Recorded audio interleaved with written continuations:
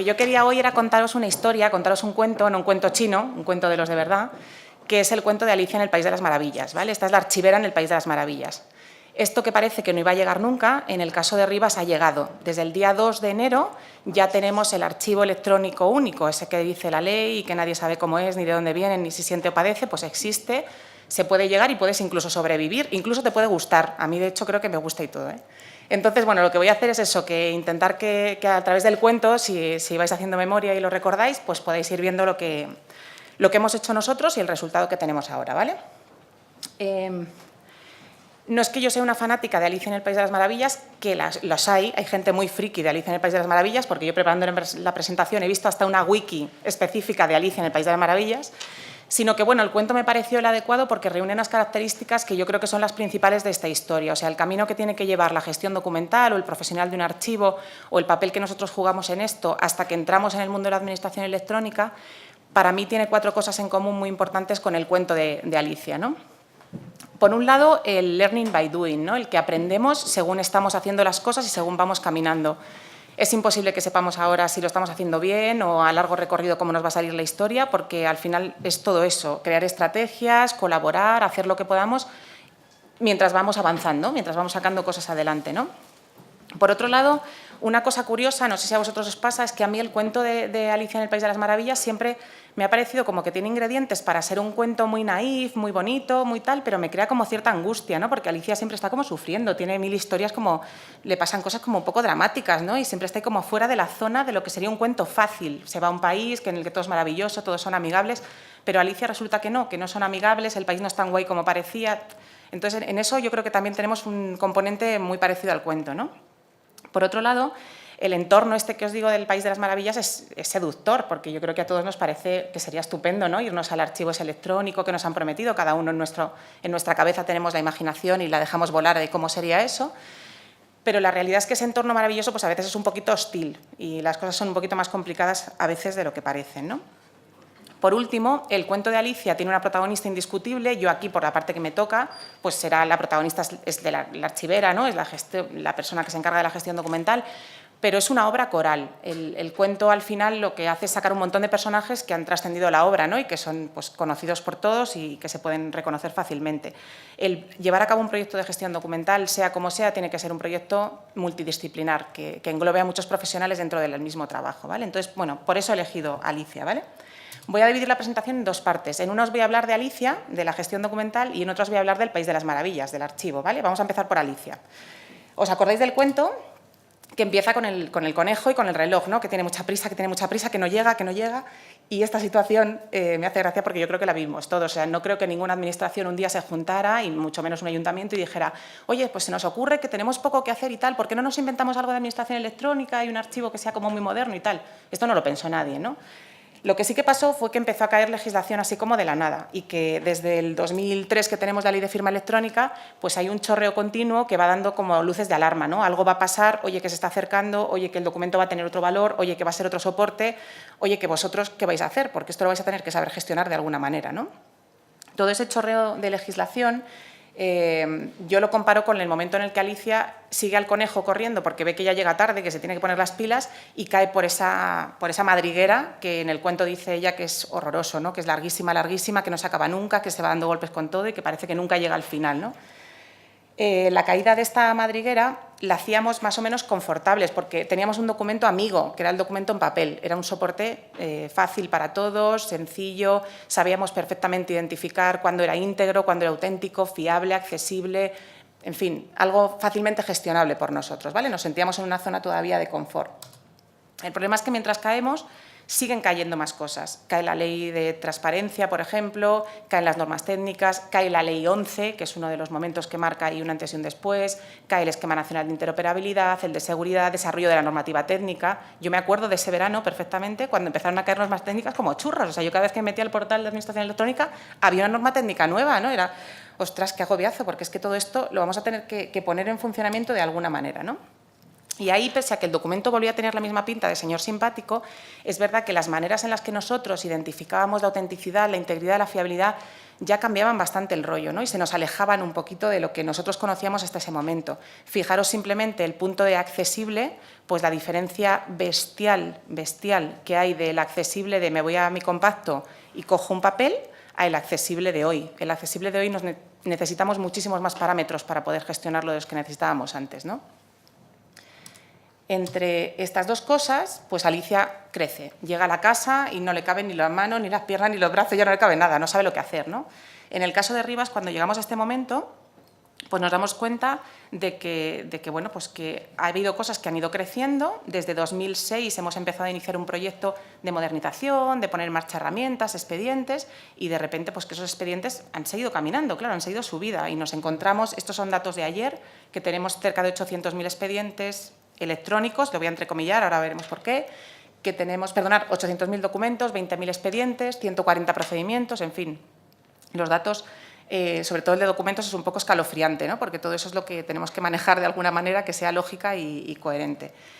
El caso es que cuando Alicia se encuentra en esta situación, cuando nosotros vemos que la cosa se nos va un poco de las manos, es cuando hay que empezar a tomar medidas y es cuando el archivo entra en funcionamiento. El caso de Rivas es un caso, y yo soy consciente desde el punto de vista profesional como una absoluta privilegiada, porque yo estuve desde el inicio de esto. Esto no lo pueden decir todos los archiveros, hay muchos en la sala y muchos con los que no se ha contado en ese momento, ¿no? Pero bueno, yo en mi caso, desde que entré en la organización en ese momento, se tuvo claro que el archivo formaba parte de esta historia, ¿no? Y eso ha sido una suerte. Si eso no fuera así, cuando la organización ha engordado mucho la administración electrónica, va a acudir sí o sí al archivero porque no puede salir de la casa. Tiene que beberse la botellita de Alicia del Drink Me, como sea, y tiene como sea que comerse el pastelito. Si no, no va a poder salir de ese barullo que va a ser toda la gestión que se va a ir montando, ¿no? Lo primero que se pide normalmente es el cuadro de clasificación. En Rivas también pasó. Hay que darle una estructura, una organización a eso que tenemos. Y esta estructura, en el ámbito archivístico, pues, se lleva utilizando de toda la vida. Hay cuadros, de hecho, muchas de las empresas, ¿no?, que luego empezaron a trabajar en estos temas, o de la gente que se acercaba, ya conocía el cuadro de clasificación, se hizo famoso, ya el mundo conocía la herramienta, y era una de las primeras patas que se ponía en funcionamiento, ¿no? Los que empezaron un poco con el tema de modernización, en el caso de Rivas, pero yo creo que mayoritariamente, fue el servicio de atención a la ciudadanía, el 010, ¿no? Y el 010 lo que hacía era empezar a aceptar documentos en un sistema y que esos documentos fueran algo. Eran algo en una estructura, es decir, en un cuadro de clasificación, y eran algo porque le dábamos un nombre, y ese nombre era el listado del catálogo de tipos documentales, ¿vale? Ese era el otro gran trabajo. Estas dos cosas, ahora ya con un poco de perspectiva, el cuadro, si soy sincera, no lo he tocado mucho. El primer cuadro que pusimos en su momento cuando empezamos en 2009 es prácticamente el mismo que tenemos ahora. Ahora, el catálogo de tipos documentales, que fue precisamente lo que yo pensé que no tocaría, lo tocó muchísimo más. Y pienso, además, que en un futuro será una de las cosas que tocaré más. Cualquier parecido, por supuesto, de Alicia con la realidad de un archivero en Rivas es pura ficción, eso lo entendéis todos, ¿no? Bueno, en esos dos entornos que os digo que teníamos, en el papel y en el electrónico, se junta en medio el documento este esquizofrénico, el híbrido que llamamos, ¿no? Ese que decimos, bueno, lo que yo os decía, entrecomillarlo, ¿qué es electrónico? Electrónico es que esté en el ordenador, ¿no? Esto suena un poco surrealista, pero pues no, pues electrónico ya sabemos que tiene que cumplir una serie de características, tiene que tener unos requisitos, ¿no? Y no todos los documentos que nosotros pensábamos que eran electrónicos cumplen esos requisitos, ¿no? Entonces, siempre vamos a jugar en un mundo a tres bandas, o al menos de momento. Eso ya os voy a dejar unas reflexiones al final y eso seguramente será una de ellas, ¿no? Tenemos tres entornos, el analógico, el híbrido, el digital, y se puede gestionar todo junto o no gestionarlo junto, o, en fin, eso es una decisión de cada organización. En el caso de Rivas, tenemos la suerte o la desgracia de tener una historia, un patrimonio histórico muy reciente, porque después de la Guerra Civil se arrasó prácticamente todo, y entonces, bueno, digamos que nuestra parte histórica pues no tiene un peso tan enorme como para que digamos, Dios mío, no, lo histórico vamos a dejarlo aparte y tal. No, para nosotros ha sido un todo, ¿vale? Es todo uno. A la botella y al pastel vino la madre del cordero, que fue la política de gestión documental. En Rivas la política se aprobó en julio del año pasado y fue la tercera que se aprobó en toda España. Yo esto sigo sin entenderlo muy bien, porque hacer una política de gestión documental es bastante fácil. Luego ya veremos que lo difícil es seguirla, ¿no? Pero hacerla es bastante fácil, y más en los municipios. Yo creo que el desarrollarla luego ya es otra película, pero debería de ser un paso ahora muy necesario para que todos empecemos a trabajar verdaderamente la parte de gestión documental en las organizaciones. Una vez que abrimos esa puerta de la política de gestión documental, pudimos salir ya a lo que era la realidad de gestionar documentación y expedientes en este entorno, ¿no? Ahí os digo un poquito qué es la política de gestión documental, pero todos lo sabéis y se responde directamente con la norma técnica de política, ¿no? establecer estrategias, asignar responsabilidades y decir cómo vamos a hacer las cosas. Es algo tan sencillo y tan difícil como eso. Por poner un ejemplo práctico, para los que anden un poco más despistados, ¿qué cosas se dicen o qué no se dicen en una política de gestión documental? Pues mirar cosas tan importantes como que siempre vaya firmado un documento, que vaya fechado. Eso está bien que quede negro sobre blanco en nuestra política de gestión documental. ¿Qué se dice? Pues, por ejemplo, que nunca aceptemos versiones o borradores en un sistema de gestión, por ejemplo. En fin, se habla del foliado electrónico, del índice, de los esquemas de metadatos. Todo eso es la política de gestión documental. Todo eso a lo largo del ciclo vital de la documentación. Esto es un concepto archivístico tradicional, que es la evolución que tiene un documento desde que nace hasta que, veis ahí, pasa por una adolescencia de esta de pubertad complicada, se hace mayorcito y luego ya se hace viejo y ya vemos qué hacemos con él de otra manera, ¿vale? Así es como están todos los archiveros de la sala ahora mismo. Bueno, vale, fenomenal, pero esto solo me da ganas de ponerme a llorar y morirme, ¿no? Y esto también le pasó a Alicia. Alicia también sufrió esto, ¿no? Salió de la casa, de repente ya ha bebido las botellas, se ha encogido, se ha echado tal de todo y de repente dice, madre mía, qué movida. O sea, si ahora salgo y resulta que el País de las Maravillas hay un gato que me mira raro, hay un sombrerero que está fatal de la cabeza, ¿cómo me monto esto, no? Y aquí viene lo bueno. Aquí viene el gato, y aquí os saco una frase del País de las Maravillas que me encanta, y le dice, ¿podrías decirme, por favor, qué camino seguir para salir de aquí? Eso es lo que pregunta el archivero, ¿no? Y le dice el gato, bueno, pues eso depende en gran parte del sitio al que tú quieras llegar. Y le dice el archivero, pues no me importa mucho el sitio, fijaros en qué circunstancia, ¿eh? Dice, bueno, pues entonces tampoco importa mucho el camino que tomes. Y esto ya sí que es más serio, porque esa es la verdadera decisión. Tenemos que saber a dónde queremos llegar para poder tomar un camino que sea correcto. Y eso es una de las cosas que son muy importantes y que yo creo que la gente, de alguna manera, lo está haciendo. No hay una decisión súper correcta ni una súper equivocada, quiero decir. Cada uno está viendo en qué sitio va a estar en el futuro. Y eso yo creo que es algo serio e importante, ¿no? ¿Cómo es el archivo electrónico que nosotros hemos planteado en Rivas? ¿Cómo es ese archivo de futuro? Pues sobre todo que sea sencillo y útil. Esto es súper importante porque para amargarnos la vida ya hay muchas otras cosas. Esto tiene que ser algo disfrutable. Tiene que ser popular y esto también es súper importante. El archivo, sabéis que siempre ha ocupado una parte muy oscura en la organización, en el trastero, en el A-1, el jorobado es el que se va al archivo, tal, toda esta parte ya no la sabemos de siempre. Tiene que ser popular no solo en el sentido de que la gente lo conozca y sepa que existe, sino de que sea algo cercano, ¿no? No sé, que sepan que eso se va a ese sitio, que tiene una vida después la documentación. Otra parte que a mí me gusta mucho y que es una opinión personal es que tiene que ser instigador del cambio. Y esto ahora mismo, por ejemplo, en el caso de Rivas se está cumpliendo. Y fijaros en una parte absolutamente lejana, digamos, de los usuarios, ¿no? Pero al final los avances, cuando tú te metes en esta dinámica, veréis que las partes de archivo electrónico lo que hacen es azuzar a toda la parte de procedimiento para que camine como tenía que caminar, porque si no, no llega archivo, ¿vale? Entonces es muy importante el que nosotros seamos o tengamos esa predisposición, esa actitud de instigar el cambio en la organización. Y luego, esto también a gusto del consumidor, que sea aplicable en la parte analógica, híbrida y digital. En nuestro caso, yo os digo que sí que es así. Esta también me gusta mucho. Hay un momento en el que llega Alicia a la mesa del sombrerero, esta mesa famosa, ¿no?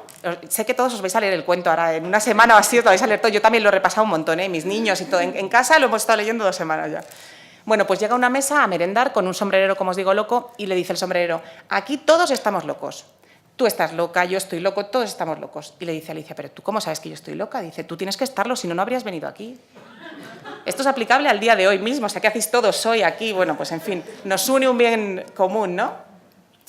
Ahí ya llegamos a otra cosa más gorda, que es que si antes, yo siempre he sido defensora de los equipos multidisciplinares, os digo que en Rivas hemos trabajado así siempre y yo me siento además súper arropada por gente del equipo con el que he trabajado, ¿no?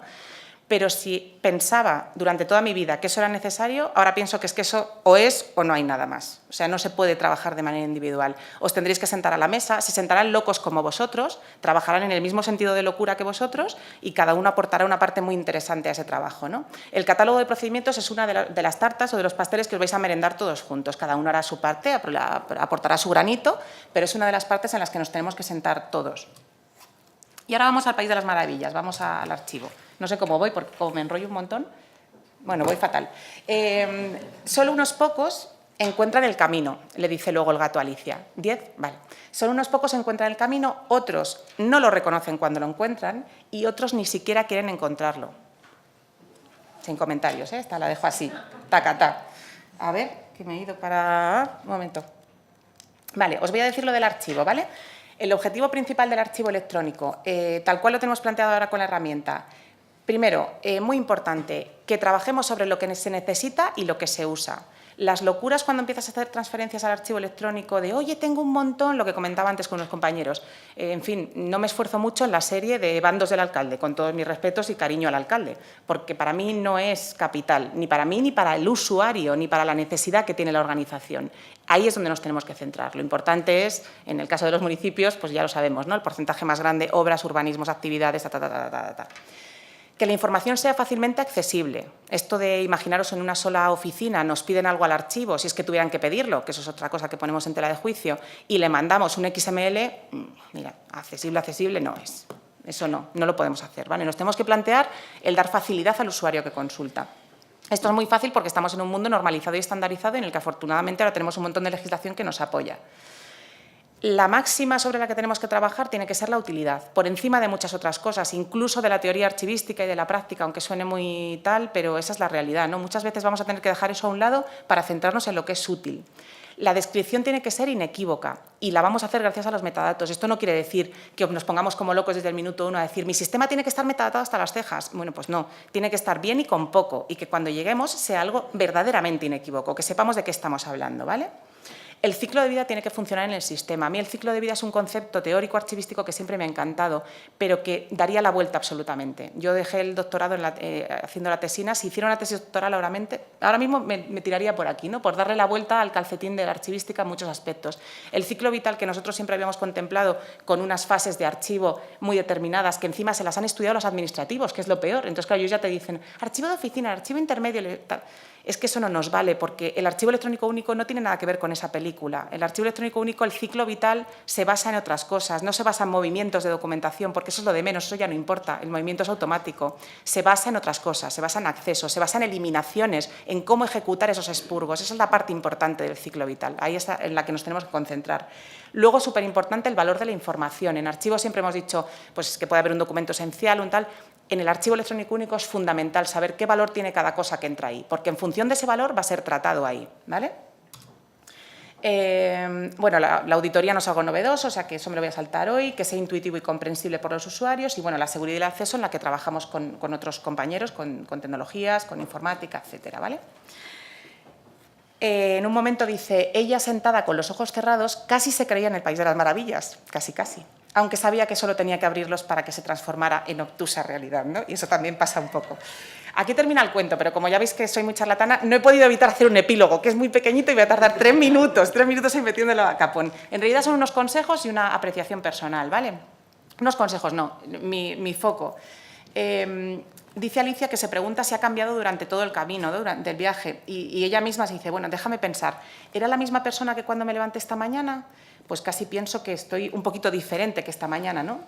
Y si no soy la misma, la pregunta es ¿quién soy? ¿No? Esto es como muy filosófico, pero al final es eso. Tenemos que intentar buscar quiénes somos ahora en esta película que es completamente distinta a la película que teníamos hace poco. Somos otros, todos, ¿eh? No me refiero solo a los archiveros, sino cada uno de nosotros. Y en ese sentido, por la parte que me toca, sí que quiero hacer una reflexión para los compañeros archiveros y para la gente que trabaja con nosotros. Estos archiveros de aquí de vuestra izquierda es una foto de los años 50, en la que está, por cierto, Vicenta Cortés, esto es un cotilleito, que es la que está ahí arriba, que es una personalidad de lo nuestro, ¿no? Es una foto, lo que os digo, de los años 50. Si desde ahora contáis 50 años, nos vamos a un 2000 muy largo, ¿no? Un 2067. ¿Y creéis que seremos ese archivero de la izquierda? Yo creo que mucho antes del 2067. Estamos bastante más cerca de la foto de allí que de la foto de aquí, para una reflexión, ¿vale?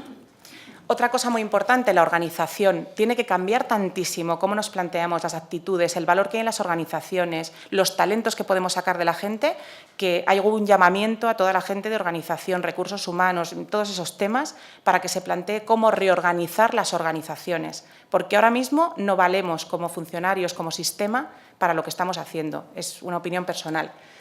Y ahora, lo que me ha pasado a mí a veces, que me han dado charlas también, pues como siempre, ¿no? Y dices, bueno, pues yo todo lo que me han dicho, o sea, ¿tenéis un equipo bueno de trabajo multidisciplinar? Oye, sí, lo tengo. ¿Tenéis normas, leyes? Sí, yo también lo tengo. ¿Tenéis política de gestión documental? La voy a sacar mañana por la tarde. Fenomenal, lo tengo. Y si tengo todo esto, ¿por qué no me funciona a mí lo que me está contando esta mujer? No funciona, o sea, se nos ha ido la conexión. Pues mirar, yo pienso que el 50% es todo eso que hemos dicho y el otro 50% es precisamente la organización en la que lo implementas.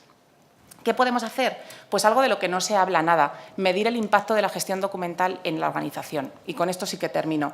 Podría ser un proceso anual, unirse a otros procesos que se hacen en la organización. Hemos visto en la charla anterior lo que estaban comentando de calidad, ¿no? Una preguntita ahí como que no quiere la cosa, zasca, tal.